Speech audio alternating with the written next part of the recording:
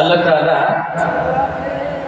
অন্য আয়াতের মাধ্যমে আমাদের কাছে পরিষ্কার করে দিচ্ছেন, বিশেষ করে সূরাতুল মায়েদার মাধ্যমে, আল ইয়াউমা আকমালতু লাকুম দীনাকুম ওয়া আতমামতু আলাইকুম নি'মাতি ওয়া রাদিতু লাকুমুল ইসলাম দীনা।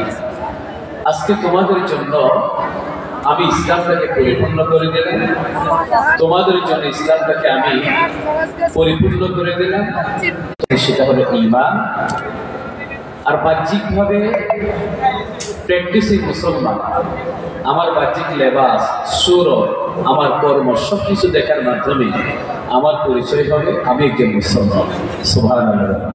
আছে মুখে অনেকের দাড়ি আছে, গায়ে পাঞ্জাবি আছে, একটা লেবাসের সুরতে আমাদের একটা পরিচয় এখানে প্রকাশিত হয়েছে যে আমরা সবাই মুসলমান ঘরের সন্তান। হ্যাঁ, এখানে অন্য ধর্মের ভাইরাও আছে, যেহেতু ব্যবসায়ী তারাও এখানে আছেন, তাদের একটা চেনার একটা সিম্বল আছে, পরিচয় আছে। কিন্তু মুসলমানদেরকে চেনার জন্য আল্লাহ তাআলা যেমনিভাবে বিশ্বাস, আবার বাহ্যিকভাবে আমাদের প্র্যাকটিস, আমাদের কর্মের মাধ্যমে আমরা সেটা পরিচিত লাভ করব। সম্মানিত ভাইরা, যে ইসলামটা আমাদের মাঝে আসলো, আল্লাহর নিকট এটাই হলো একটি পরিপূর্ণ জীবন ব্যবস্থা। আল্লাহ বলছেন ইন্না দীনা ইনদাল্লাহিল ইসলাম, একটি পরিপূর্ণ জীবন ব্যবস্থা আল্লাহর পক্ষ থেকে আমাদেরকে হারিয়ে দেয়া। ইসলামটাই হলো তোমাদের জীবনের জন্য একটি পরিপূর্ণ জীবন ব্যবস্থা। মানুষের জীবনের যত সমস্যা সব কিছুর সমাধান কোরআনে, ইসলামে আছে না নাই? কথা বলেন, আছে না নাই? ইসলাম একটি পরিপূর্ণ জীবন ব্যবস্থা। আপনি যেটার সমস্যা খুঁজেন সেটার সমাধান ইসলামের ভিতরে আছে, যেটার সমস্যা খুঁজেন সেটার সমাধান কোরআনের ভিতরে আছে। এই বিশ্বাসটা আমাদের সবার আছে না নাই? এই জন্য আমরা সবাই মুসলমান। সম্মানিত ভাইয়েরা, সেই ইসলামটা যখন আমাদের মাঝে আসতো, অত সহজভাবে সেই ইসলামটা আমরা পাইনি। আল্লাহ রাসূল সাল্লাল্লাহু আলাইহি ওয়াসাল্লাম এবং রাসূলের সাহাবায়ে কেরাম যারা আছেন সবাই অনেক ত্যাগ, তিতিক্ষা, সাধনা, ত্যাগের নজরানা, জীবন, রক্ত সবকিছু দেওয়ার মাধ্যমে আজকে সেই ইসলামটা আমাদের পর্যন্ত চলে এসেছে। একটা সময় আমাদের পূর্বপুরুষ যারা ছিলেন তারা সবাই অন্য ধর্মের ভিতরে ছিলেন। আল্লাহ পাকের কোনো না কোনো গোলাম সে দায়িত্বগুলো পালন করেছেন। আমাদের পূর্বপুরুষদের নিকট সেই ইসলাম ধর্ম তারা পৌঁছিয়েছে, দাওয়াত কাজ করেছেন। এটার একটা ফলাফলে আজকে আমরা জন্মসূত্রে মুসলমান হিসেবে আমরা এই দুনিয়ার জীবনে পরিচিত হতে পেরেছি।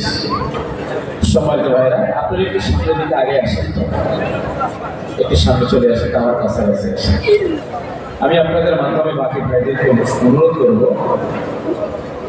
আশপাশে যারা দাঁড়িয়ে আছেন আপনাদেরকে দেখতে পাচ্ছি, আপনারা হয় ভিতরে এখানে এসে বসেন, না হলে দোকানের ভিতরে ঢুকে যান, আর না হয় একদম মাঠ থেকে বাইরে সরে যান।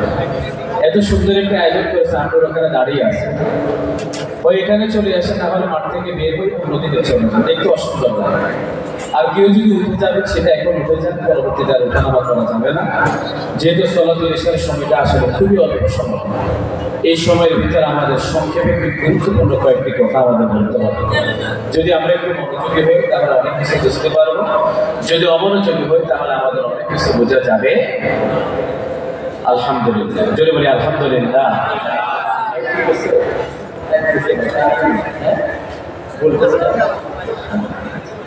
এগুলো তো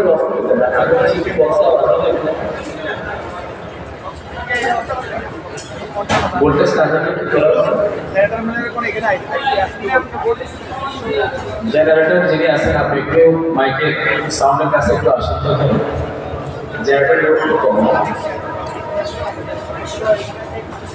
আচ্ছা, যাই হোক, আলহামদুলিল্লাহ। পরবর্তীতে এসার আগে ক্লিয়ার করতে হবে, তাহলে আমাদের সমস্যা হবে।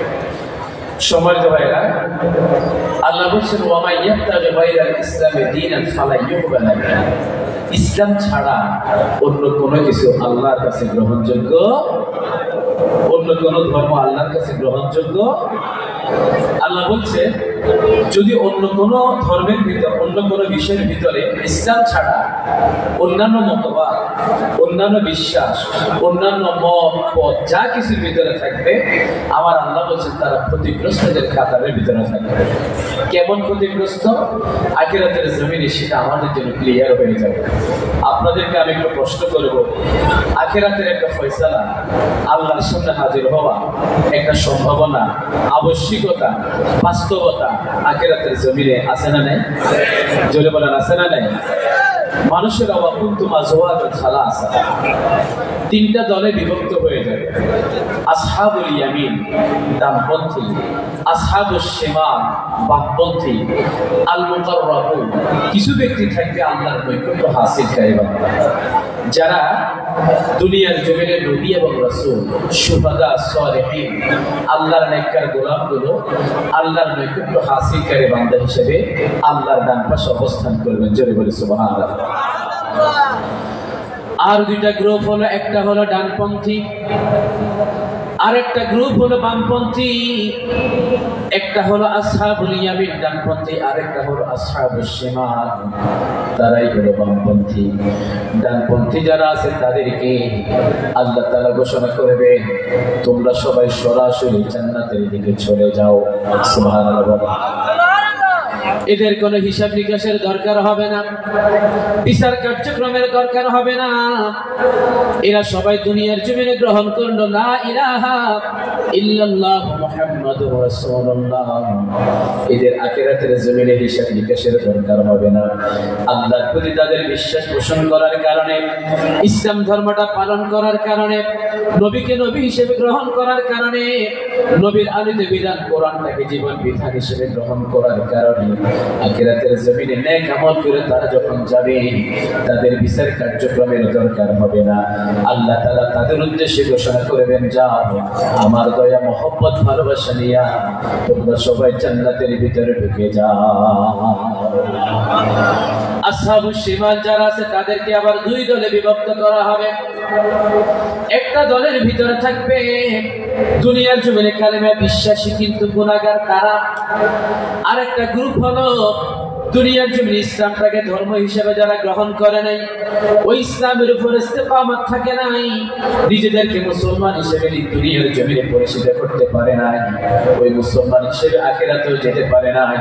অন্যান্য মত পথের ভিতরে তারা তার জীবনটাকে চালিয়েছে, ওটার উপরে বিশ্বাসের উপরে থেকে ইস্তেকামত থেকে দুনিয়ার জীবনটাকে শেষ করে যখন তারা আখিরাতে চলে গেল, এরা সবাই ওই দুই নম্বরে কাতার, আসহাবুশ শিমাল তথা বামপন্থীদের কাতারে চূড়ান্ত পর্যায়ে তারা অপেক্ষা করবে। ওই সমস্ত ব্যক্তিদেরকে সরাসরি বলা হবে, যাও তোমরা সবাই সরাসরি জাহান্নামের ভিতরে চলে যাও। বলি নাউযুবিল্লাহ। বিচার হবে শুধুমাত্র একটা গ্রুপের, যারা ডানপন্থী ছিল কিন্তু গুনাহগার, তারা বামপন্থীদের কাতারের ভিতরে থাকবে।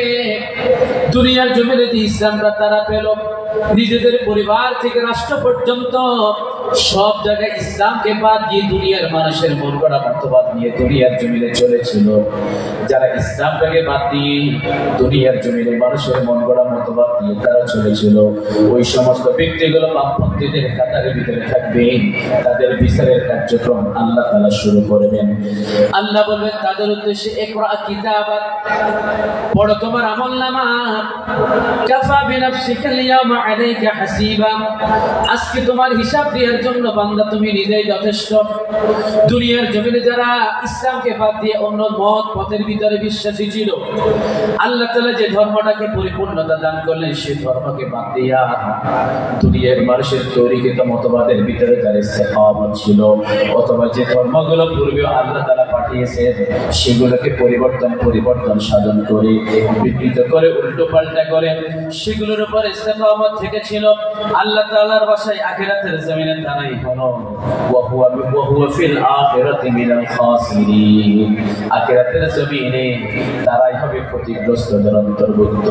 আজকে আমরা যারা এখানে রয়েছি, আমরা আখিরাতের জমিনে ক্ষতিগ্রস্তদের কাতারে আমরা কেউ যেতে চাই? জোরে বলেন চাই? এই জন্য আমাদেরকে আল্লাহ ইসলামটা দিয়েছে, সেটাকে মানলে পরিপূর্ণভাবে মানতে হবে। কথা বলা ঠিক না? আল্লাহ বলছেন ইসলাম ছাড়া অন্য কোনো কিছু আল্লাহর দরবারে গ্রহণযোগ্য নয়। আল্লাহর এই কথাটাকে আমাদের বিশ্বাসে আছে, বিশ্বাসে আছে। আল্লাহর সামনে একদিন হাজির হতে হবে, এই বিশ্বাসটা আমাদের আছে।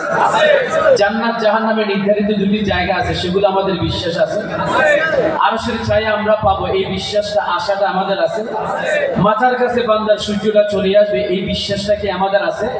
সম্মানিত ভাইরা, যদি বিশ্বাসগুলো থাকে তাহলে দুনিয়ার যে হায়াতটা, যে সফরটা আমরা শুরু করলাম দুনিয়ার জমিনে, এই সফরের ভিতরে একটা জীবন বিধানকে আমাদের ফাইনালি গ্রহণ করতে হবে, মানতে হবে, বিশ্বাসে আনতে হবে, প্র্যাকটিসে নিতে হবে। সেই ধর্মটাই হলো একটাই। জোরে বলে সেই ধর্ম কি? জোরে বলে সেই ধর্ম কি? আমরা তো সবাইকে নসিহত করি, আমরা তো সবাইকে নসিহত করি ভাই, দুনিয়াতে মুসলমান ছাড়াও আরো কত ধর্মের মানুষ আছে, অন্যান্য ধর্মের মানুষ আছে, তাদের প্রতি আমাদের স্পেশাল কিছু নসিহত, স্পেশাল কিছু আশা আকাঙ্ক্ষা তাদের প্রতি থাকবে। আমার জন্য জান্নাত যেটা আমি আশা করি, আমি আপনার জন্য জান্নাত আশা করি। কথা বলে ঠিক না? এই ইসলামটা গ্রহণ করার ক্ষেত্রে, মুসলমান হওয়ার ক্ষেত্রে আমরা শুরুতে যে ঈমানটা গ্রহণ করেছি, সেই ঈমানটা গ্রহণ করার ক্ষেত্রে আমরা পড়েছিলাম লা ইলাহা ইল্লাল্লাহ মুহাম্মাদুর। শুধুমাত্র কালিমাটা আপনার মনের ভিতরে জাগ্রত রাখার কারণে, শুধুমাত্র কালিমাটা আপনি গ্রহণ করার কারণে, শুধুমাত্র কালিমাটা আপনি বিশ্বাস পোষণ করার কারণে, মুখে উচ্চারণ করার কারণে বেশি আমলও করতে পারেন না, বেশি নেক আমল করতে পারেন না, কিন্তু এই কালিমাটা শুধু আমার বিশ্বাসে থাকার কারণে রাসূল বললেন ফাদাখালাল জান্নাত, তিনি সরাসরি জান্নাতের ভিতরে ঢুকবেন। সুবহানাল্লাহ। কিসের কারণে?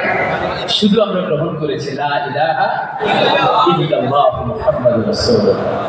সম্মানিত ভাইরা, দুনিয়াতে চলার পথে, ব্যবসা বাণিজ্যে, লেনদেনে, সামাজিকভাবে চলাফেরা করার ক্ষেত্রে আমরা অন্যান্য ধর্মের ভাইদের সাথে আমরা চলাফেরা করি, ঠিক আছে কিনা? আমরা মাঝে মধ্যে দেখি সেখানে আমাদের ফেনীর ফুলগাজীর মুন্সিরহাটের একই ফ্যামিলির 5 জন করে ছাই হয়ে গেছে। একই ফ্যামিলির সবাই কিনে নাস্তা করতে গেলে সেখানে জ্বলে পড়ে ছাই হয়ে গেল। যারা ছাই হয়ে গেছেন এরা কিন্তু হিন্দু ধর্মের। আমার ঠিক তখনই একটা মনের ভিতরে আফসোস লাগবে, আরে অন্য ধর্মের। আমার তখনই মনের ভিতরে আফসোস লাগবে, রাসূলের হাদিস আগুনে পুড়ে পানি। ভাইরা, আপনাদের একটা বাস্তব কথা বলি, আপনারা পত্রপত্রিকা হয়তো দেখে থাকবেন। আমেরিকার একজন সৈন্য ফিলিস্তিনের ভিতরে ইহুদিদের সাথে হাত মিলিয়ে মুসলমানদের উপরে জুলুম নির্যাতন করেছে। এখন মুসলমানদের উপরে গাজায় এত জুলুম নির্যাতন চলে, এগুলো দেখার পরে সে ব্যক্তিটা আফসোস করলো এবং সে আক্রমণ থেকে নিজেকে সরিয়ে নিয়ে চাকুরি থেকে ইস্তফা দিয়ে সে নিজের দেশে গিয়ে ফিরে গেল। সেখানে গিয়ে নিজের গায়ের ভিতরে সবার সামনে পেট্রোল ঢেলে, কেরোসিন তেল ঢেলে নিজের গায়ের ভিতরে আগুন ধরিয়ে দিচ্ছে আর বলছে যে ফিলিস্তিনের মুসলমানদের উপরে যে জুলুমগুলো চলে সেটা সরাসরি অন্যায়, এই অন্যায় কাজের সাথে আমি আর কখনো থাকবো না, এই জন্য নিজের জীবনটা আমি শেষ করে দিলাম। জোরে বলি আল্লাহু আকবার। অন্য ধর্মের, কিন্তু ফিলিস্তিনের মুসলমানদের প্রতি একটা মহব্বত তার আছে। সে সরাসরি দেখেছে যে মুসলমানদের প্রতি সেখানে অনেক জুলুম নির্যাতন হয়, এটা অন্যায়। এটা দেখার পরে সে প্রতিবাদ স্বরূপ সে ব্যক্তিটা নিজের গায়ে পেট্রোল ঢেলে নিজের শরীরটাকে শেষ করে দিল, মানে আত্মহত্যা করলো। সবাইকে দেখিয়ে দিল আমি প্রতিবাদ করলাম নিজের জীবনটা দিয়ে, এটা অন্যায়। এখন একজন ব্যক্তি আমার এসে প্রশ্ন করলো, এই যে নিজের গায়ে পেট্রোল ঢেলে যে ব্যক্তিটা নিজেকে শেষ করে দিল মুসলমানদের প্রতি মহব্বত রেখে, ব্যক্তিরা তো মুসলমানরা, অন্য ধর্মের, এখন তার আখিরাতের ফলাফলটা কি হবে? বিষয়টা আমাদেরকে জানা দরকার আছে না? সম্মানিত ভাইরা, দুনিয়াতে যে মহব্বত দেখিয়েছেন, এই মহব্বতের কারণে দুনিয়াতে সে ব্যক্তি মানবতাবোধ তার ভিতরে জাগ্রত ছিল। এটা দেখে অন্যরা যেন শিক্ষা পায়। আল্লাহর ইচ্ছা, আল্লাহর ইচ্ছা, আল্লাহ যদি তাকে বাঁচাই দিতে পারে সেটা আল্লাহর ইচ্ছা। তবে কোরআন হাদিস যেটা বলে সেটা হলো, কালেমে বিশ্বাসী না হয়ে যদি আখিরাতে যায় তাহলে সেই ব্যক্তিটা আল্লাহর নজরুল রহমত কিংবা জান্নাতমুখী যাওয়ার মতো কোনো চান্স সে ব্যক্তির। কথাগুলো একটু বোঝা যাচ্ছে? ব্যক্তিরা অন্য ধর্মের, কিন্তু আমাদের মধ্যে সিম্পেথি দেখিয়েছে। আজকে যারা দুনিয়ার জমিনে এখানে আগুনে পড়ে মারা গেল তাদের প্রতি আমরা সিম্পেথি দেখাচ্ছি, কিন্তু বিশ্বাস করেন আল্লাহর কাছে বাঁচতে পারবে শুধুমাত্র একটা শব্দ, কয়েকটা শব্দ উল্লেখ করলে, সেটা হলো লা ইলাহা ইল্লাল্লাহ মুহাম্মাদুর রাসূলুল্লাহ। এটা ছাড়া আল্লাহর দরবারে বাঁচার আসলেই কোনো সুযোগ নাই। আমি মাঝে মধ্যে আফসোস করি, আমার বাড়ির পাশে খুব ঘনিষ্ঠ অন্য ধর্মের ভাইগুলো যখন ইন্তেকাল করে, একসাথে বেড়ে উঠেছে ছোটবেলা থেকে, আজকে সে মারা গেল, তার কর্মফলে সে পৌঁছে গেল। যদি একই টেবিলে বসে নাস্তা করেছি, আখিরাতে জান্নাতেও কলিজা ভুনা, মাছের কলিজা ভুনা দিয়ে একসাথে নাস্তা করার সুযোগ ছিল। জোরে বলে সুবহানাল্লাহ। কিন্তু সেখানে তো সে সুযোগটা হবে না। আল্লাহ বলবেন যাও পুলসিরাতটা পার হয়ে যাবে। পুলসিরাত পার হওয়ার জন্য যখন যাবে, দুনিয়ার জমিনে আমরা আল্লাহ আমাদেরকে সৌভাগ্য দান করেছেন মুসলমান হয়ে আল্লাহর সামনে হাজির হওয়ার, মসজিদে শামিল হওয়ার, এরকম দিনই মাহফিলের ভিতরে শামিল হওয়ার। যেন বলি আলহামদুলিল্লাহ। আখিরাতের জমিনে আমরা যখন চলে ব্যবস্থার ভিতরে নামাজটা হলো একটা শাখা, প্রশাখা, কথা বলেন ঠিক কিনা? রোজাটা হলো আরেকটা শাখা, হজটা হলো আরেকটা শাখা, যাকাতটা হলো আরেকটা শাখা। আবার দুনিয়ার জমিনে মুসলমান হয়ে দুনিয়ার কি করেন? এই মাহফিলের ভিতরে কিছু বিষয় শিখার আছে না নাই? কথা বলেন আছে না নাই? আমি তো শুনেছি আজ থেকে 7 বছর পূর্বে এখানে গান বাজনার আয়োজন হতো। 7 বছর ধরে এখানে দিনী মাহফিলের আয়োজন করা হয়। কথাবার্তা কি হয়, কোরআন তেলাওয়াত কি হয়, সেটা পরের ব্যাপার। এই দিনী মাহফিলের ভিতরে বসে উলামায়ে কেরাম আল্লাহর দরবারে কলিজা ফাটা চিৎকার দিয়ে যখন চোখের পানি ছেড়ে দিয়ে আল্লাহর দরবারে দোয়া করা হয়, ওই দোয়াটা আল্লাহ তাআলা কবুল করার কারণে আপনি এখনো সুস্থভাবে ব্যবসা বাণিজ্য করার আল্লাহ সুযোগ দিয়েছেন। ঠিক কিনা বলে?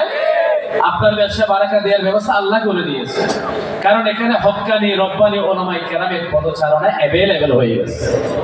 ঠিক কিনা বলেন? তাদের পবিত্র ধুলিগুলো এই জায়গার ভিতরে পড়ছে। যেখানে গান বাজনা নর্তকী আসার কথা ছিল, সেখানে উলামায়ে কেরাম এসে কোরআন হাদিস থেকে আলোচনা করে দোয়া করেন আপনাদের জন্য। তাহলে এটা আমাদের জন্য বেশি কল্যাণকর নয়? বলেন এটা কল্যাণকর নয়? এটাই তো আমাদের দরকার। বলেন মাহফিলটি কি ভবিষ্যতে এখানে হোক, এটা আমরা চাই তো? কথা বলেন চাই তো? আমাদের এই অঞ্চলের এই বাড়িহাট আড়ত যে মাহফিলটি হয় সবার একটা আকাঙ্ক্ষিত বস্তু। সবাই জিজ্ঞেস করে আড়তের মাহফিলটি কখন হবে, কারণ আমাদের সম্মানিত সভাপতি সাহেব, এই আড়তের সম্মানিত কেশিয়ার সাহেব, সেক্রেটারি সাহেব, সদস্য ভাইরা, বিশেষ করে স্টাফ কাউন্সিলের যে সদস্য ভাইগুলো আছে, অক্লান্ত পরিশ্রম করে এখানে হকপন্থী আলেমগুলো নিয়ে আসেন, কোরআনের সহি শুদ্ধ কিছু কথাবার্তা আমাদেরকে শোনানোর ব্যবস্থা করেন। আমাদের পরবর্তী 1 বছর আমরা কিভাবে চলবো সেটা একটা পথ তারা তৈরি করে দেন। যদি বলে সুবহানাল্লাহ। এটার ধারাবাহিকতা থাকা দরকার আছে না? কথা বলেন আছে না নাই? সম্মানিত ভাইরা, আপনি যদি না করেন, এরকম সুন্দর দিনী মাহফিলগুলো যদি আয়োজন না করেন, নিঃসন্দেহে এখানে শয়তান এসে ভর করবে। আপনার মাথার ভিতরে কুমন্ত্রণা দেবে, ঠিক আছে যেহেতু আর মাহফিল হচ্ছে না তো অন্য কিছু করো। এবারে কি করবে? হ্যাঁ আসবে, এবারে অশ্লীল গান বাজনার জন্য করে হারুন কিসিঞ্জার একদিন চলে আসতে পারে, কোন একটা নর্তকীও চলে আসতে পারে। ওরা যখন উলঙ্গ নাচানাচি অশ্লীল কথাবার্তা বলে আনন্দ